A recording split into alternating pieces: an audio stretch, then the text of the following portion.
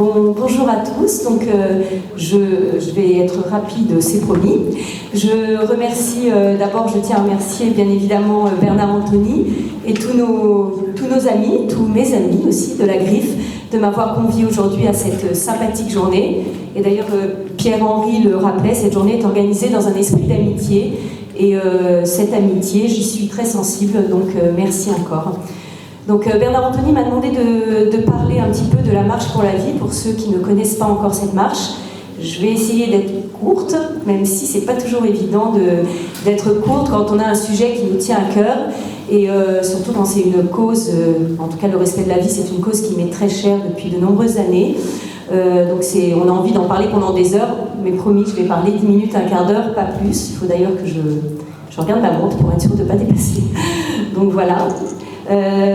Donc je disais qu'à Choisir la vie, la marche pour la vie nous est très chère parce que nous étions une des organisations fondatrices de la marche en 2005, donc maintenant ça fait quand même 11 ans. Il y avait plusieurs organisations au départ, dont Renaissance catholique d'ailleurs, avec Jean-Pierre Maujean comme président. Et puis il y a eu aussi bien sûr la Griffe, Chrétienté Solidarité, qui nous ont rejoints durant plusieurs années dans l'organisation de cette marche, avec notamment David Fontet, pour ceux qui connaissent, et Cécile Montmirail, qui est présente ici, qui ont assisté à beaucoup de réunions durant de nombreuses années. Donc merci à Cécile de nous avoir aidés. Je pense que pour mieux connaître une action, il faut en connaître son origine pour pouvoir y adhérer, pouvoir connaître un petit peu l'esprit de cette action et surtout la vocation de cette action. Donc c'est pour ça que je vais revenir rapidement sur l'origine. Il est important de se souvenir qu'en fait, la marche pour la vie est née en 2005 de deux désirs. D'abord, l'union et le rassemblement. Alors, l'union de plusieurs associations, c'est important l'unité, même si, je dis toujours, l'unité, ça ne veut pas dire gommer les identités des associations, ça veut dire respecter l'identité de chacune des associations, mais arriver au moins une fois par an, à mener une action ensemble, pour le respect de la vie. Donc c'est ce qui s'est passé là depuis de nombreuses années. Au départ, on a été durant plusieurs années à peu près 12 associations. Ensuite, nous voulions un rassemblement public, parce que malheureusement, et vous le savez, dans la cause que nous défendons, la cause est plus faible, la cause est plus fragile, nous n'avons pas porte ouverte dans les médias. Les grands médias ne parlent jamais de nous, ils font comme si on n'existait pas, et surtout, ils font comme si l'avortement était un acte totalement banalisé et qui méritait pas qu'on se batte contre, en tout cas. Donc pour exister, il y a des moments où il faut montrer publiquement son opposition et être dans la rue. Donc en 2005, on s'est dit il faut absolument qu'à l'occasion des 30 ans, parce qu'en 2005 c'était les 30 ans de la loi sur l'avortement, la loi Veil, je pense que vous savez que la loi a été promulguée le 17 janvier 2005, donc le 17 janvier 75, donc en 2005 c'était les 30 ans. On a voulu marquer le coup et on a organisé ce grand rassemblement. J'insiste sur le fait que c'était les 30 ans de la loi Veil pour vous montrer qu'on n'a pas changé, je dirais, d'objectif. On demande toujours, et je pense qu'on est une des seules organisations, enfin on est le seul rassemblement qui demande encore haut et fort l'abrogation de la loi Veil. Et c'est très important parce qu'on a vu qu'il y a eu tellement de dérives depuis la loi sur l'avortement. On le voit encore aujourd'hui avec la nouvelle loi qui va paraître là début décembre pour étendre le délit d'entrave à l'avortement sur les sites, enfin je vous en parlerai tout à l'heure, les sites internet qui défendent la vie. Il y a eu tellement de dérives en fait qu'il y a des associations qui sont tentées de dire qu'ils veulent revenir à une application stricte de la loi sur l'avortement. Alors là, je vous dis toujours, en tout cas, nous, à Choisir la vie, et la marche pour la vie reste dans cet objectif-là, ce n'est pas notre cas. Nous, on ne veut pas une application de la loi parce qu'on ne peut pas demander une application d'une loi qu'on estime mauvaise et qu'on estime avoir ouvert la boîte de Pandore. Donc, on demande vraiment l'abrogation. Alors après, on n'est pas des adeptes du tout ou rien. On sait qu'il faudra des étapes, que c'est pas du jour au lendemain que d'un seul coup la loi va être abrogée, qu'on va peut-être passer d'abord par un déremboursement de l'avortement et puis par une reconnaissance, en tout cas, des conséquences de l'avortement sur les femmes, sur l'enfant bien sûr qui est éliminé, et sur la fratrie, la société, etc. Mais c'est important de tenir le cap, et surtout on se dit si nous, on ne tient pas le cap de demander l'abrogation de la loi, qui le fera? Je pense qu'il n'y a pas beaucoup de monde.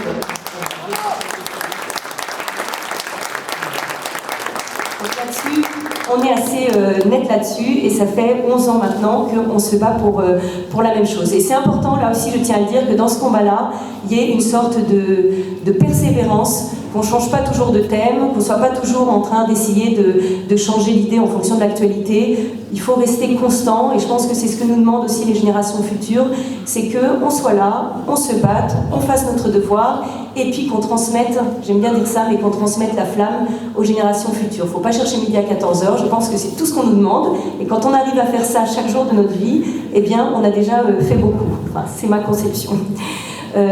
Ensuite, donc, je dirais, donc, ce qui est important, c'est l'union, le rassemblement public et l'abrogation de la loi Veil. Et puis, en 2005, en fait, il faut savoir qu'on n'avait pas forcément l'intention, nous les associations, de continuer à mener cette marche chaque année. Et on s'est rendu compte qu'en fait, il y avait eu beaucoup de monde, alors qu'on était assez seuls et on avait justement peu de répercussions médiatiques, peu de répercussions au niveau des associations, même des associations amies.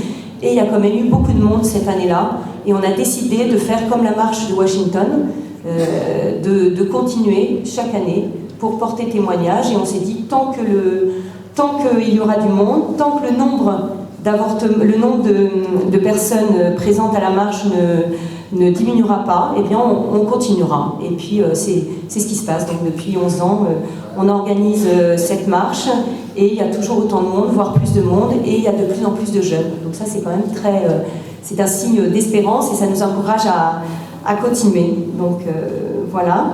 Ça c'est pour un peu l'origine.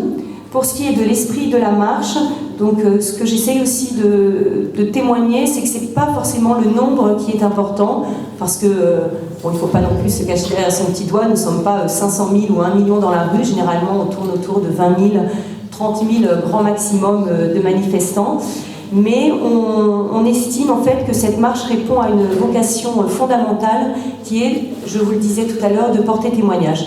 Et ça aujourd'hui c'est très important qu'il y ait encore des défenseurs de la vie qui puissent descendre dans la rue, même en plein hiver, avec parfois leur famille, il y a même des bébés, c'est très familial comme marche, qui puissent descendre dans la rue pour dire, bah voilà, nous on est encore là pour dire que l'avortement c'est pas banal, que c'est pas un acte banal, que l'avortement a des conséquences, et on est là pour le dire et témoigner. Et ça porte ses fruits. Donc vous l'aurez compris, donc depuis 11 ans, la Marche pour la vie a, je dirais, trois vocations. Témoigner, ça je viens d'en parler, donc on est là pour faire son devoir, porter témoignage, transmettre la flamme. On est là donc pour, deuxième chose, dénoncer publiquement, dénoncer la loi sur l'avortement, dénoncer les dérives qui ont lieu chaque année et qui sont de plus en plus importantes, et porter à un niveau politique, bien sûr, et être une force de lobbying également au niveau de nos politiques. Et puis la troisième chose, c'est encourager, parce que on a pu voir que le mouvement, je dirais le grand mouvement des défenseurs de la vie avait aussi besoin d'être encouragé. Les personnes, les citoyens qui défendent la vie ont besoin de voir qu'il existe d'autres personnes qui ne sont pas seules, parce qu'on peut se sentir aussi très seul dans ce combat. On a l'impression que ce combat est inutile, qu'on est seul dans sa vie, on est seul dans sa famille à respecter la vie.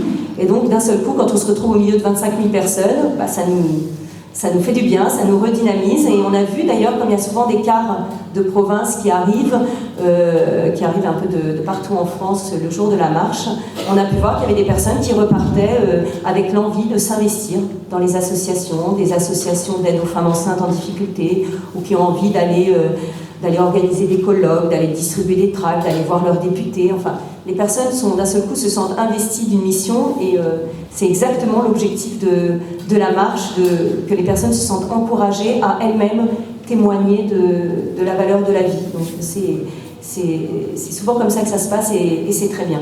D'ailleurs, j'ai été souvent frappée, puisque moi j'y suis depuis 10 ans, de voir qu'il y avait des jeunes qui, à l'époque, avaient peut-être 14-15 ans, qui suivaient leurs parents, et puis, hop, 10 ans plus tard, on les voit, ils sont maintenant bénévoles, ils font partie de l'équipe de sécurité, l'équipe de service de la marche, et puis ensuite, durant l'année, ils œuvrent dans différentes associations. Donc là, on se dit, c'est bon, on a transmis quelque chose, ces jeunes qui venaient là en suivant leurs parents, et 10 ans plus tard, ils s'engagent réellement. Donc c'est très important. Donc voilà, donc témoigner, dénoncer, encourager. Il faut savoir aussi que dans cette marche, il peut y avoir quelque chose de frustrant, c'est qu'on ne connaît jamais les résultats de notre action. Les fruits ne sont pas toujours visibles, mais ça c'est le cas de beaucoup de combats. Je pense que Bernard Anthony pourra en témoigner, lui qui milite depuis longtemps. Les fruits ne sont pas immédiats, mais je crois toujours qu'il y a une fécondité. Il y a une fécondité à nos actions.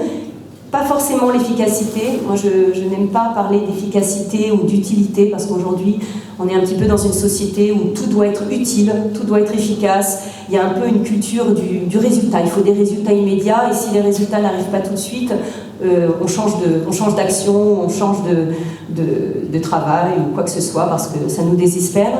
Moi, je pense que parfois, c'est pas forcément efficace, mais c'est fécond. Et la fécondité, on la voit pas immédiatement, et on sème, et on récolte les fruits un jour, mais on sait pas quand. Mais en tout cas, il y a une fécondité, nous, on y croit, et c'est vrai que dans le domaine du respect de la vie, on ne peut pas, c'est difficilement quantifiable et mesurable, les fruits. Donc on n'est pas dans la culture du résultat. D'ailleurs, j'avais un ancien président d'association qui est décédé malheureusement maintenant, mais qui avait dit une phrase très juste. Il avait dit, vous voyez par exemple l'amour, est-ce que l'amour c'est utile?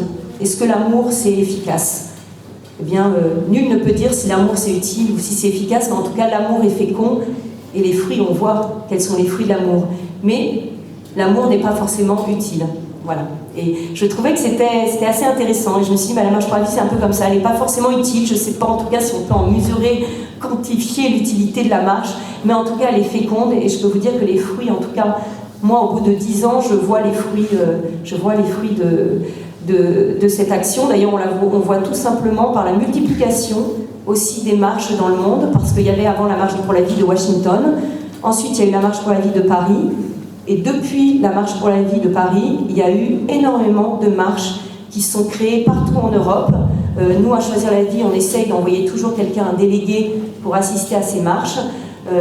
Il y a la marche pour la vie de Berne, la marche pour la vie de Rome, la marche pour la vie de Lima, la marche pour la vie de La Haye. Enfin, il y a une multiplication, il y en a tous les ans, il y en a une nouvelle, et ça, je trouve ça extraordinaire. La marche pour la vie qui a fait des petits, alors c'est tout à fait dans notre vocation, donc c'est très bien.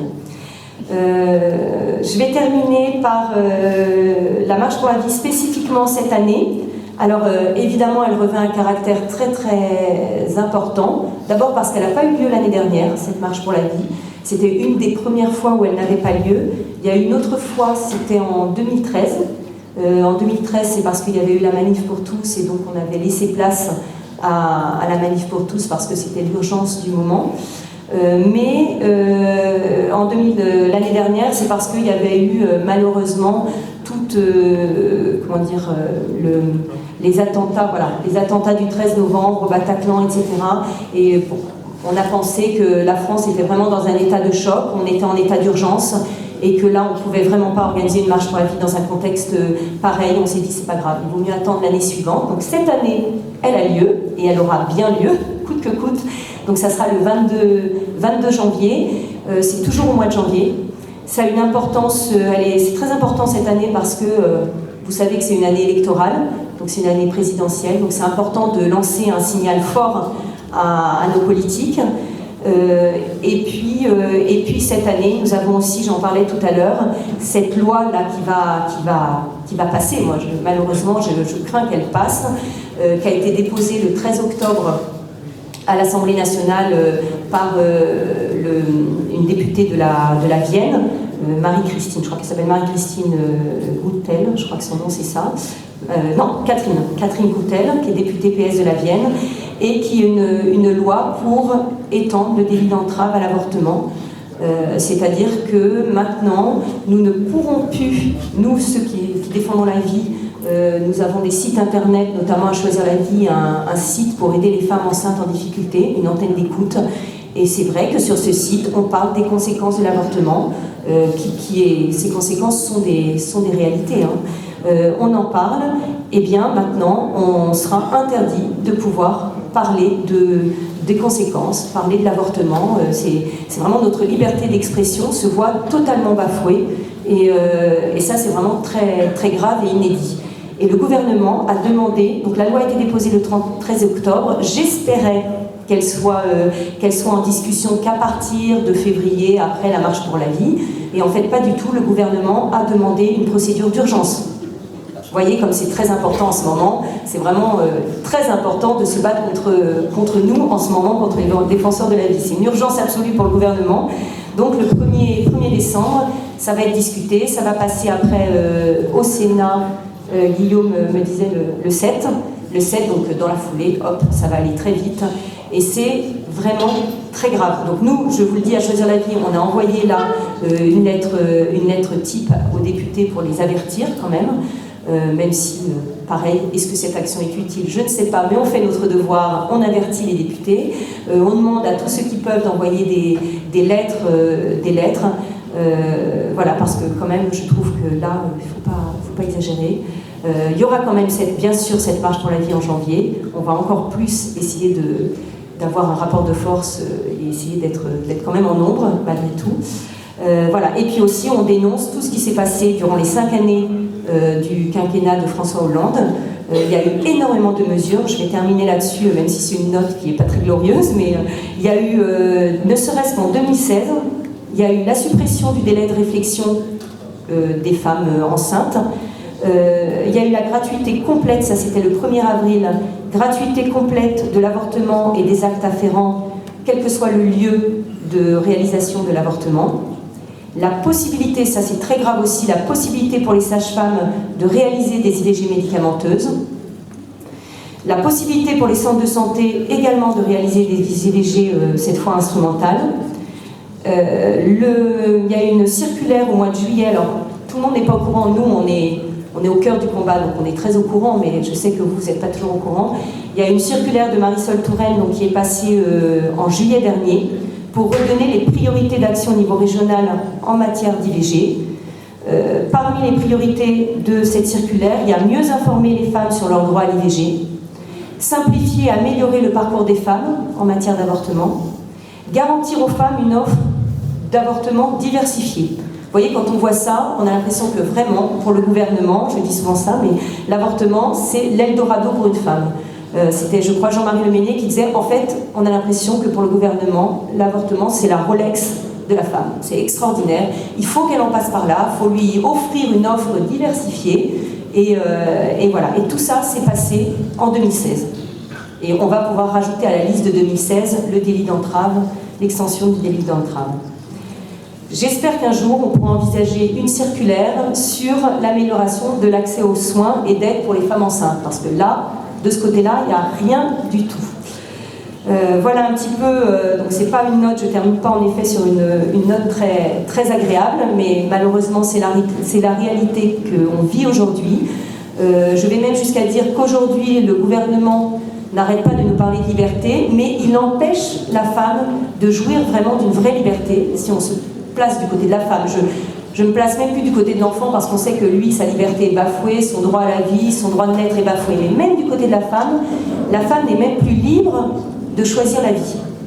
Puisque de toute façon, on ne lui parle pas des conséquences de l'avortement, on se tait sur ce qu'est l'avortement, l'acte d'avorter, et finalement on la propulse vers, on l'empêche de réfléchir puisque le délai de réflexion a été retiré. Donc on la met directement sur la voie de l'avortement. Donc même une femme qui veut choisir la vie, elle peut même plus, elle n'est pas libre, elle n'a pas la connaissance des conséquences de l'acte d'avorter, donc elle n'est pas libre. Donc on empêche la liberté aux femmes. Donc vous voyez, c'est très grave. Conclusion, j'ai essayé de respecter un peu les délais. Conclusion, il est plus que jamais nécessaire qu'on se mobilise cette année, le 22 janvier, et même toute l'année au sein d'associations qui respectent la vie. Nous sommes là, hein, si vous voulez des renseignements. On a un petit stand, j'ai un petit stand avec les tracts, vous verrez les petits tracts qu'on peut distribuer pour la marche pour la vie, et toutes les informations. On a aussi notre numéro d'écoute aux femmes enceintes en difficulté. Et puis je suis là à votre disposition si vous avez des questions. Voilà.